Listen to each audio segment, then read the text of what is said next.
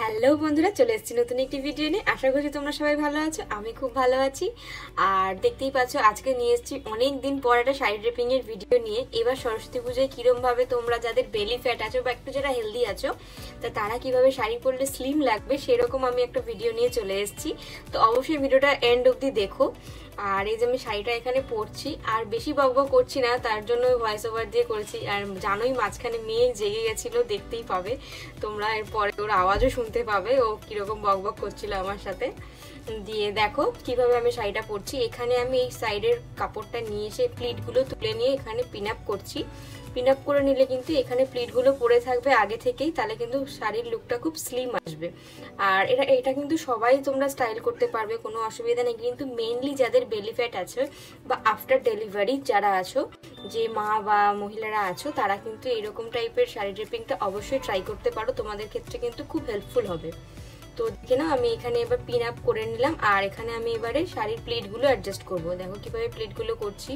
প্লিটগুলো যতটা পারবে চওড়া চওড়া রাখার চেষ্টা করবে, তাতে কি হবে বলো তো, তাতে কিন্তু শাড়ির ফল যেটা আছে, প্লিটের ফল যেটা আছে সেটা খুব সুন্দর পড়বে এবং পেটের সাইডটা কিন্তু ফুলে মোটা লাগবে না, ফুলে থাকবে না।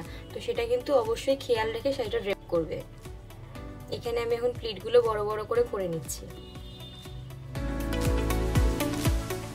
এখানে কিন্তু আমি শাড়িটা অনেকটা হাইয়ে ড্রেপ করছি, কেননা যাতে বেলিটা নিচের দিকে ম্যাক্সিমামটা কভার হয়ে যায়, তাহলে কিন্তু লুকটা স্লিম আসে।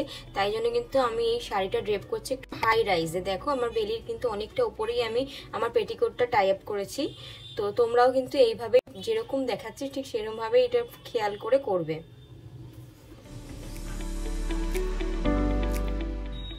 তো আমি এখানে পুরোপুরি প্লিটগুলো করে নিলাম, করে তারপরে আমি এখানে পিন করব প্লিটগুলোতে, যেটা আমার পেটিকোটে ইন হবে। তো এটা কিন্তু তোমরা চাইলে যারা রেগুলার বেসিসে শাড়ি পরো তারা চাইলে স্কিপ করতে পারো, কেননা রেগুলার বেসিসে যারা শাড়ি পরো তারা কিন্তু এরমভাবে লাগে না পিন আপ করতে, তাদের প্র্যাকটিস থাকে, তাদের হোল্ডিংয়ে সুবিধা হয়। কিন্তু যারা একদমই শাড়ি পরো না, অল্প একটু শাড়ি পরো, তারা কিন্তু অবশ্যই এটা পিন করে নিয়ে, তাহলে তোমাদের কুচিটা কিন্তু করতে সুবিধা হবে, ট্যাকেল করতেও সুবিধা হবে।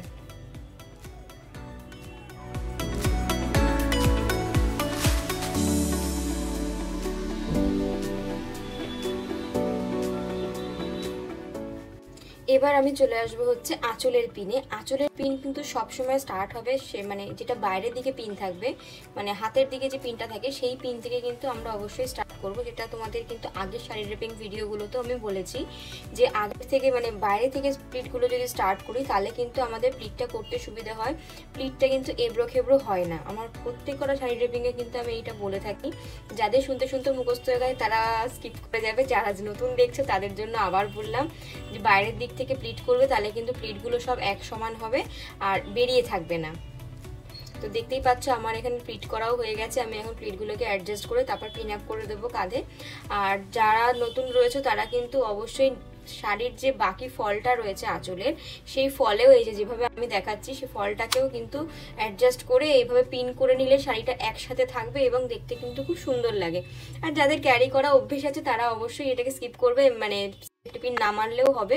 কিন্তু যারা নতুন রয়েছে তারা কিন্তু এখানটা যদি পিন করে নাও তাহলে কিন্তু দেখতে সুন্দর হয় আর শাড়ির ফলটাও বেশ ভালো পড়ে।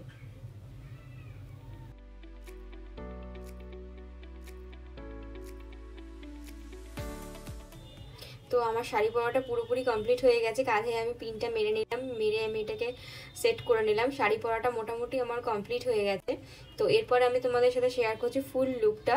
এই যে আমার ফুল লুক। আর এরপর আমি জুয়েলারি অ্যাড করে তোমাদের সাথে শেয়ার করছি যে জুয়েলারিটা অ্যাড করে এই লুকটাতে কীরকম লাগছে, কীরকম টাইপের জুয়েলারি তোমরা অ্যাড করলে এটাই ভালো লাগবে।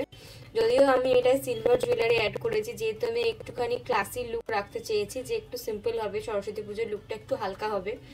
আর সরস্বতী পুজোর শাড়ি ড্রেপিংয়ের আমার আরও একটা দুটো ভিডিও রয়েছে, তোমরা চাইলে সেটাও গিয়ে দেখতে পারো, আমি লিঙ্ক দিয়ে দেবো ডেসক্রিপশানে, অবশ্যই কিন্তু দেখতে পারো।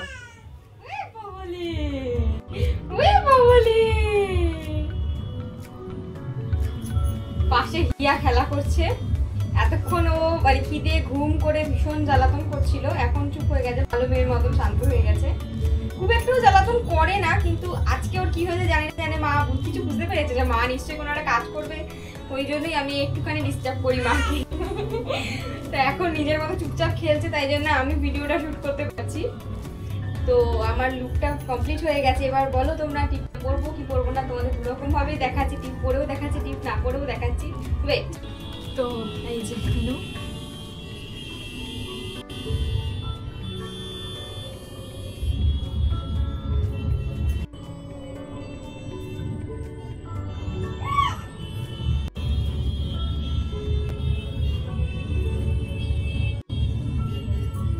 তো দেখে নাও ফাইনাল লুকটা কেমন লাগলো। অবশ্যই অবশ্যই অবশ্যই জানিও। সরস্বতী পুজোর স্পেশাল লুক এটা আমি তৈরি করেছি। তো এবছরের জন্য একটু আগেই দিয়ে দিলাম, আরো কিছু কিছু লুক তোমাদের সাথে শেয়ার করব যদি পারি, কারণ যদি পসিবল হয়ে ওঠে। তো দেখছোই কিরম ভাবে ভিডিও শুট করছি। এর আগে মিনি ব্লগটা মানে ছোট্ট মতন একটা তোমাদের ক্লিপ দিয়েছি, সেটা তোমরা দেখেছো কিনা জানি না, না দেখলে আমি কার্ডের লিঙ্ক দিয়ে দেবো, ডেসক্রিপশনের লিঙ্ক দিয়ে দেবো। অবশ্যই চেক করো যে কি করে এই ভিডিওটা আমি শুট করেছি। হাফ রেডি হতে হতে হিয়া কত রকম দুষ্টুমি করেছে।